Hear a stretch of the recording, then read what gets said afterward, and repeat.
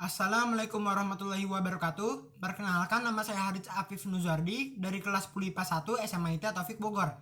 Kali ini saya akan menyampaikan argumen-argumen mengenai bahwa penerimaan mahasiswa baru hanya didasarkan pada tes talenta bawaan, bukan pada hasil nilai atau tes akademik.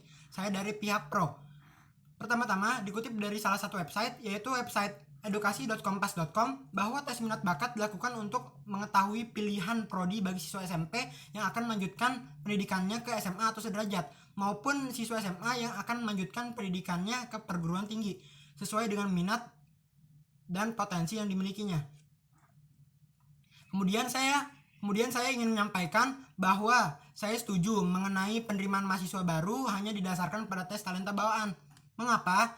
Karena siswa yang tahu dan sadar akan minat dan potensi kognitifnya akan lebih percaya diri dan terhindar dari situasi salah jurusan. Tes minat bakat juga dapat melihat dinamika kepribadian, kegemaran atau hal-hal yang menarik perhatian siswa. Tes minat bakat pun penting dilakukan di luar kebutuhan akademis. Orang tua dapat melihat bakat bawaan dan beragam faktor eksternal yang mempengaruhi talenta anak. Lebih detailnya, pada tes bakat, siswa akan diuji inteligensi yang dimiliki untuk memberikan gambaran umum tentang kapasitas kemampuan kognitif siswa. Aspek yang diukur umumnya seperti kemampuan verbal, logika berpikir, dan daya ingat. Di tes minat, siswa diukur kecenderungan atau minat individu terhadap bidang studi atau jurusan tertentu. Beberapa teori menyebutkan bahwa minat seseorang merupakan cerminan daripada gambaran kepribadian orang tersebut.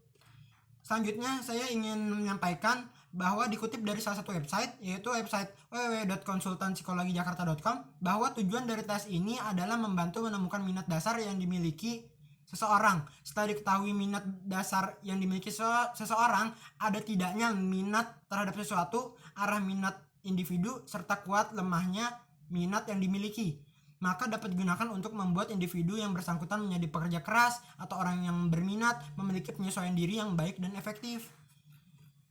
Selanjutnya, saya ingin mengartikan satu kata dari kalimat tema tersebut, yaitu tes bakat minat.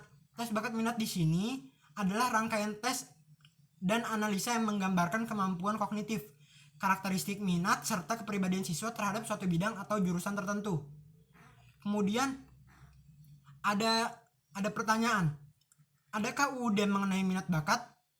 Jawabannya ada, karena dikutip dari salah satu website, yaitu website www.kompasiana.com, bahwa di dalam Undang-Undang Nomor 20 Tahun 2003 tentang Dasar, Fungsi, dan Tujuan Sistem Pendidikan Nasional Bab 2 Pasal 3 tertuliskan, pendidikan nasional berfungsi mengembangkan kemampuan dan membentuk watak serta peradaban bangsa yang bermartabat dalam rangka mencerdaskan kehidupan bangsa, bertujuan untuk berkembangnya potensi peserta didik agar menjadi manusia yang beriman dan bertakwa kepada Tuhan Yang Maha Esa, berakhlak mulia, sehat, berilmu, cakap, kreatif, mandiri, dan menjadi warga negara yang demokratis serta tanggung jawab.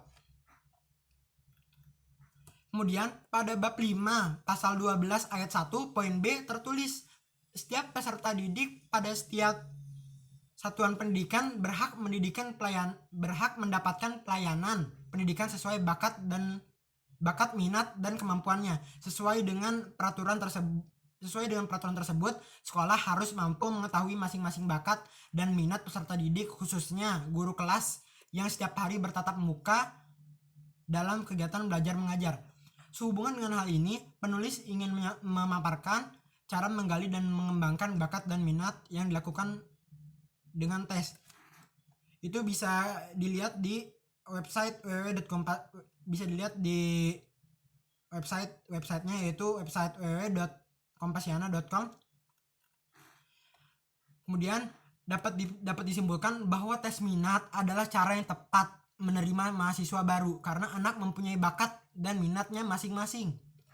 Baiklah, ada kalimat terakhir dari saya, dikutip dari salah satu website, yaitu website www.kompasiana.com, website yang tadi saya sebutkan juga, bahwa setiap anak terlahir dengan bakat masing-masing. Mengenali bakat setiap anak itu tidaklah mudah. Hal ini guru maupun orang tua haruslah paham terhadap perubahan pada anak. Hal ini bisa menjadi tanda dari bakat anak. Namun segala sesuatu tidaklah sulit jika dilakukan dengan hati yang ikhlas. Terima kasih. Sekian orasi dari saya. Wassalamualaikum warahmatullahi wabarakatuh.